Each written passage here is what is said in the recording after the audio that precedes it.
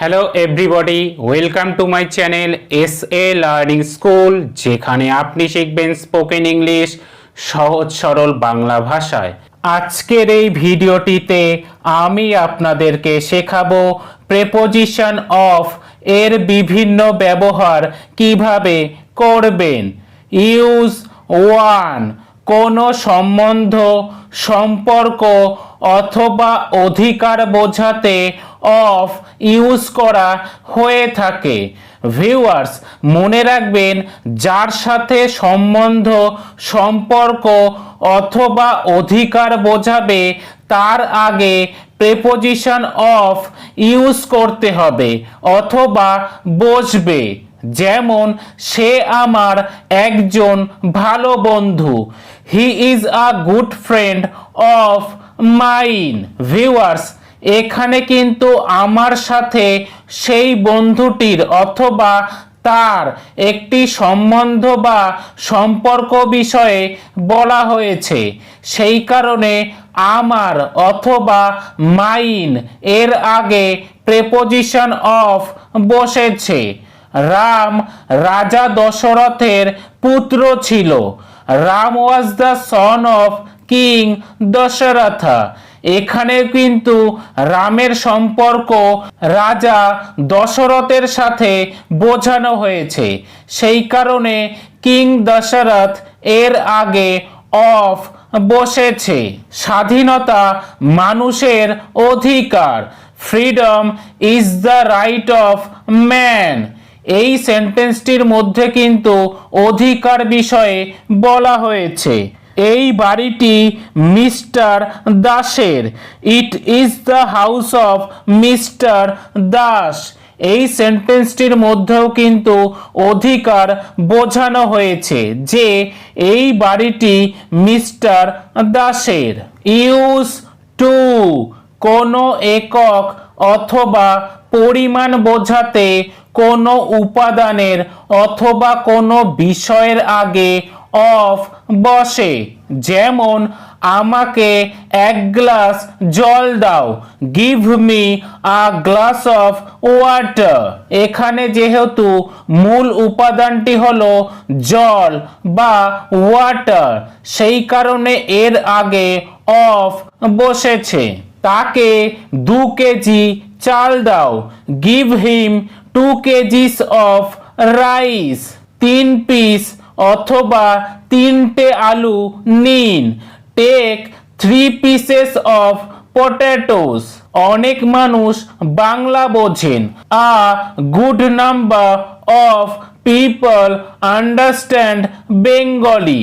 এই তিনটি সেন্টেন্সেই কিন্তু যে বিষয় বা যে উপাদানটির একক অথবা পরিমাণের কথা বলা হয়েছে তার আগে কিন্তু অফ বসেছে। ইউজ 3, কোনো উপাদান অথবা কোনো ম্যাটেরিয়াল বোঝালে তার আগে অফ বসে। যেমন, এই চেয়ারটি লোহার তৈরি। This chair is made of iron. গ্লাসটি প্লাস্টিকের তৈরি। The glass is made of plastic. টেবিলটি কাঠের তৈরি। The table is made of wood. এই তিনটি সেন্টেন্সে কিন্তু উপাদান অথবা ম্যাটেরিয়াল এর আগে অফ বসেছে। ইউজ 4, কোনো কারণ অথবা কোনো কারণে বোঝালে তার আগে প্রেপোজিশন অফ বসে। ভিউয়ার্স, বিশেষত যে কারণে ওই বিষয়টি হচ্ছে সেই কারণটির আগে অফ বসাতে হবে। যেমন, সে জ্বরের কারণে অসুস্থ। He is ill of fever. এখানে জ্বরের কারণে সে অসুস্থ, অর্থাৎ জ্বর হচ্ছে একটি কারণ, সেই কারণে ফিভার এর আগে অফ বসেছে। একইভাবে তিনি ক্যান্সারের কারণে মারা গিয়েছিলেন। He died of cancer.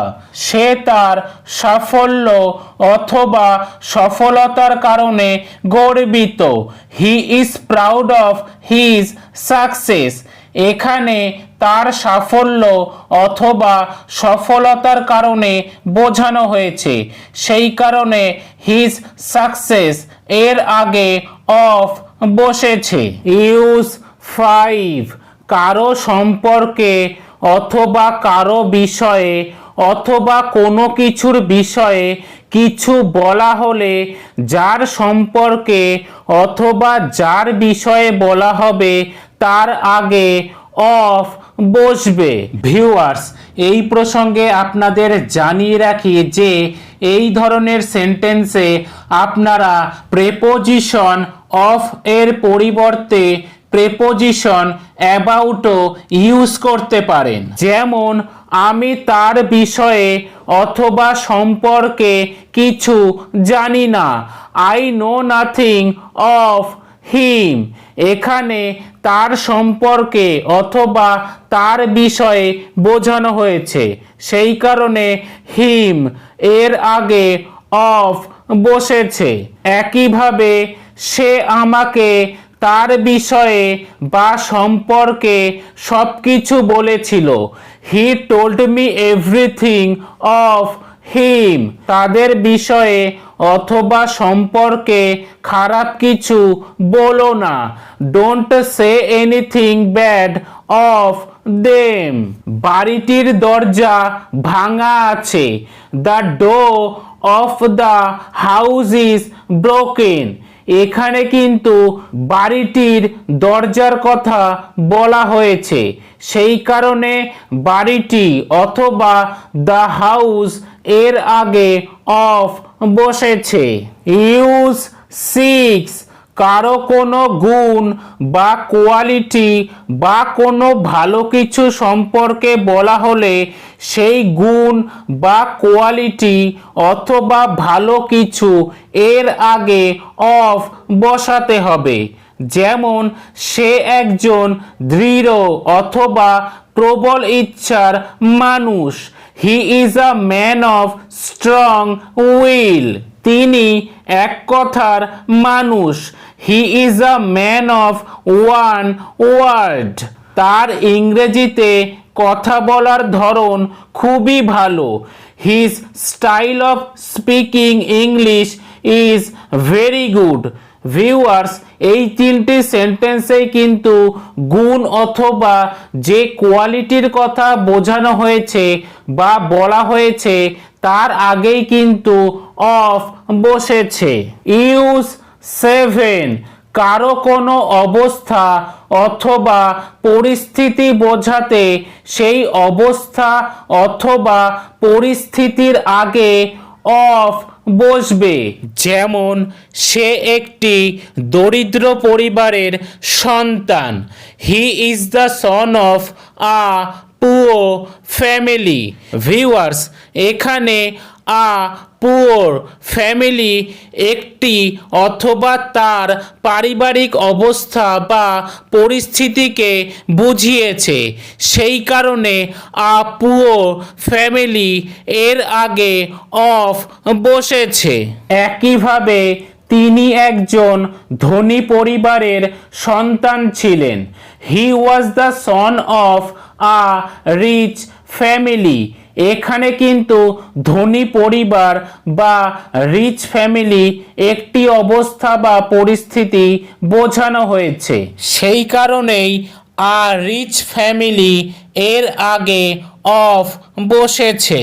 Use 8 কোনো কিছুর উৎস বা অরিজিন অথবা উদ্ভূত বোঝালে তার আগে অফ বসে।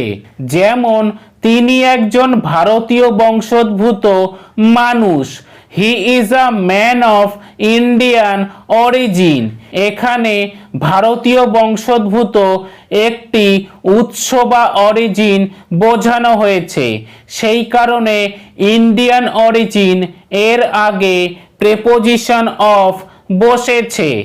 একইভাবে আমরা বাংলাদেশের লোক অথবা মানুষ, we are the people of Bangladesh. এই নদীর উৎস Bangladesh. The source of this river is Bangladesh. Viewers, এখানে কিন্তু নদীটির উৎসর কথা বলা হয়েছে, সেই কারণে দিস রিভার এর আগে অফ বসেছে। ভিউয়ার্স, আশা করি এই বিষয়গুলি আপনারা বুঝতে পেরেছেন।